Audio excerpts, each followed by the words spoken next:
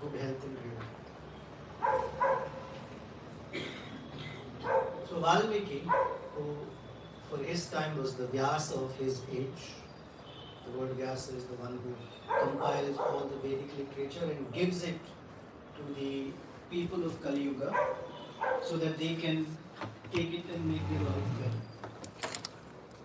Now, if Valmiki Rishi gave the Ramayana as a heavy philosophical dose, most people would not be interested in that.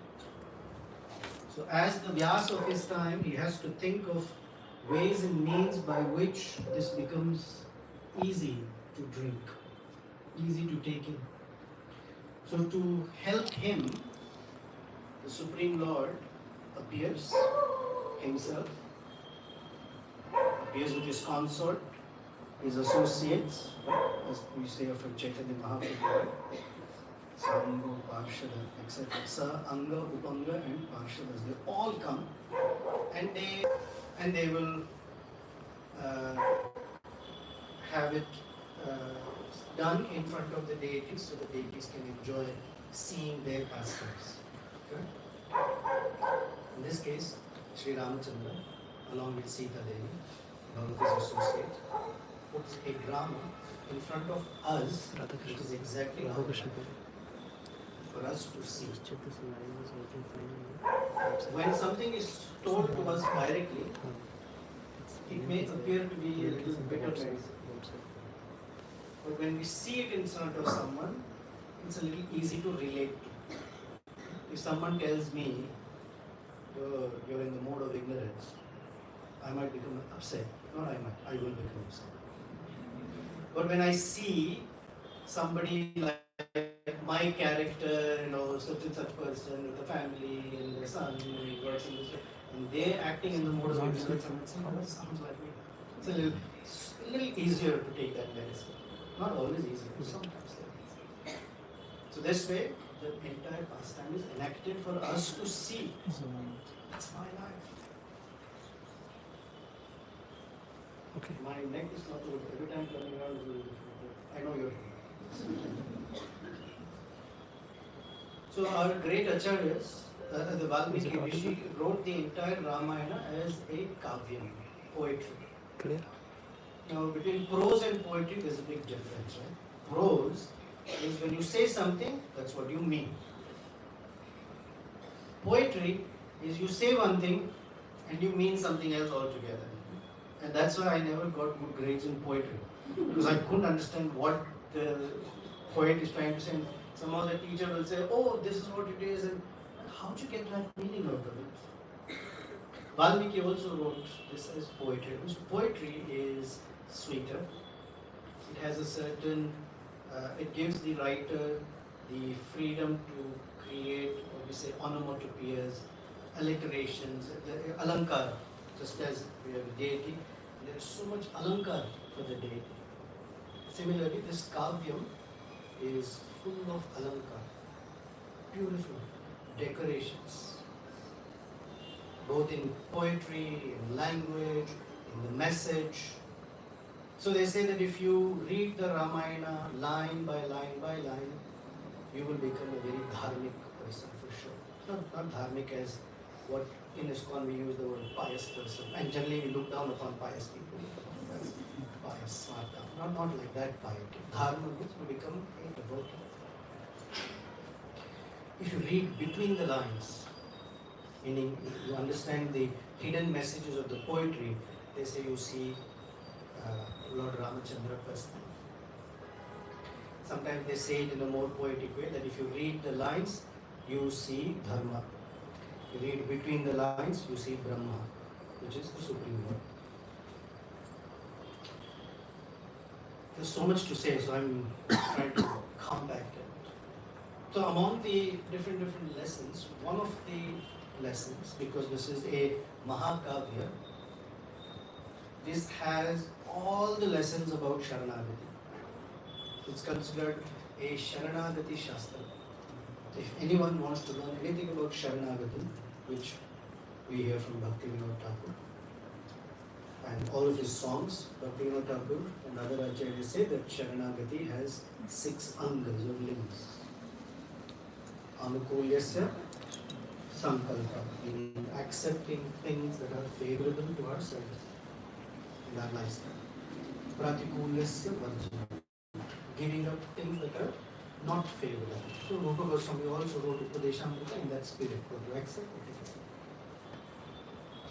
Goptutte, meaning I am completely dependent on the Supreme Lord. He is my maintainer. And then that He is my only protector. And then he says, Atma Nikshepa. I surrender my entire Atma Nivedana. That means my thoughts, my words, and my actions are all dedicated to Him, the Supreme Lord. And Karpanya. Karpanya is Dina or Daine, as we say, helplessness or abject humility. These are 6 of the Angas of Sharanagati. Ramayana is a Shastra that is only about Sharanagati. There is also a Shastra where all the rasas are there, and all the relation. Rasa means the joy or the enjoyment in a relationship with the Supreme Lord. All the rasas are there. And the focus, in one sense, while there is Sakhya, Vatsalya, of course Dasya, the Hanumanji, and there is a big, massive component of Madhurya Rasa. Madhurya Rasa is the interaction between Sri Ramachandra and Sita Devi. The difference between Ramayana and Krishna's pastime is that the Madhurya Rasa is confined to the relationship of the Supreme Lord with his consort Sita Devi. What's that called? Sakhya. Sakhya, within the confines of marriage. Actually, the Supreme Lord doesn't need to marry. Marriage is a very human, earthly, social boundary drawn to tame and domesticate the human being. Not the man. Someone's laughing. Just the human being. Within that, the man gets domesticated is a different issue. But it's boundaries for human beings. Otherwise, human beings would act like animals. So that Ramachandra, because he appears as a human being, he behaves like a human being, although he is not an ordinary human being. But he considers himself Atmanam Manusham Manye. I only consider myself as a human being. But he's an extraordinary human being. Lord Sri Krishna, when he appears, he looks like a human being, but none of his activities are human. He seems like human, like walks around, plays the flute, but all. So one of the Sri Vaishnava Acharyas says that although Sri Ramachandra and Sri Krishna, the Supreme Lord, both of them had problems. The problem is Ramachandra, when he was young, he said, no, I am not God. And nobody believed it. When Krishna appeared, he told everyone, I am God. And nobody believed it. Both had their problems. So, among all the rasas, because we are the followers of Rupa Goswami, this is particularly my interest in studying the Ramayana among other things, I thought we could talk about a couple of things, and because we are devotees, we'll take something that is something we can practice or be aware of. Otherwise, people say, oh, nice stories, I don't know what to apply. Sometimes it's not necessary to apply an instruction. It is important to take in and soak in the joy of that rasa. Generally, when we study a scripture, we are supposed to study the scripture with both these factors included. Sometimes the study becomes very heavy on tattva, philosophy. They say that you can hear philosophy up to a certain point, but not on an empty stomach. We have dinner, right? So I'm only going to give you dose of tattva. And even the mic doesn't want that. And the other aspect of our study must include rasa. Rasa is relationship. Relationship with the Lord, the interaction with devotees with the Lord, and not just philosophy. Philosophy sometimes can feel dry, old. It is very objective.